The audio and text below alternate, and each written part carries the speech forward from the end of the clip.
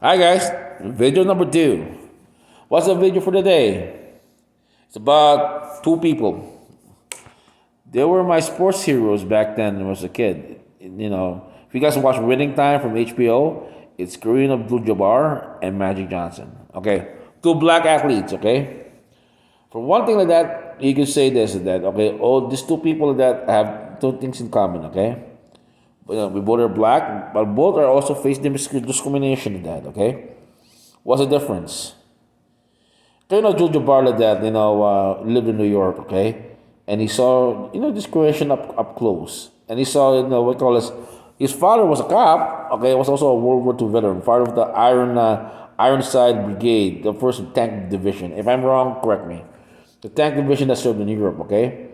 When they got over here to America, that they were denied housing benefits like other veterans were, okay, and they were stuck in New York because back then people were ignorant back then, and discrimination was rampant. Okay, and and systemic racism, but back then was active. Not nowadays anymore. That's what things in the past. And he saw that he became angry with that, and he detected the world. He embraced Islam, but because but as an athlete of that, he detested people that because in being 7 foot tall, you're a freak of nature. People look at you every day. He never signed autographs. He was mean to people. He only respected people up to intellectual level. He was an intellectual snob. Okay, and there's such thing as that. The reason is this. Okay, because he's angry at that. He wants to show it to the world. So it's like the magic. Magic like that was raised in Michigan into a loving family, also like a Kareem. But his father that was one of those people that found a way. He never let discrimination stop him. He worked two jobs, okay?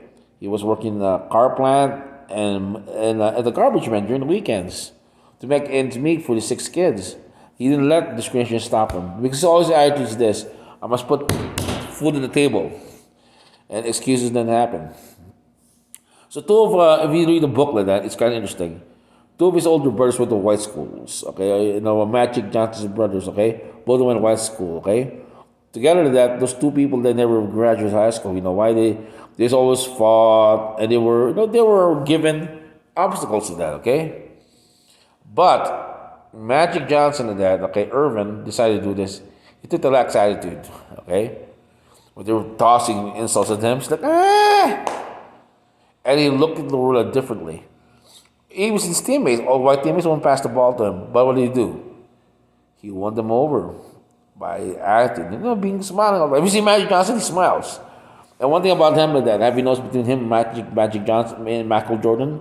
Michael Jordan that, what I call is that, what I call is always try to carry the team by himself. Magic created a team. Have you noticed that? He never passed, most of his plays. He's always assisting.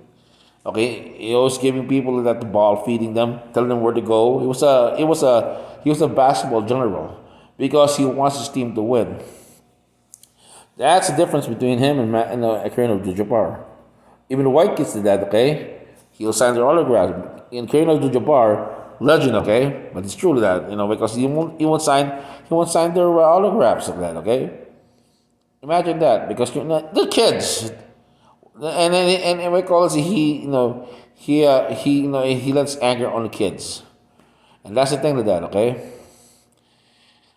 he was angry all the time. He was not very happy. He's always drew. He was always doing. Magic Johnson at that was the opposite.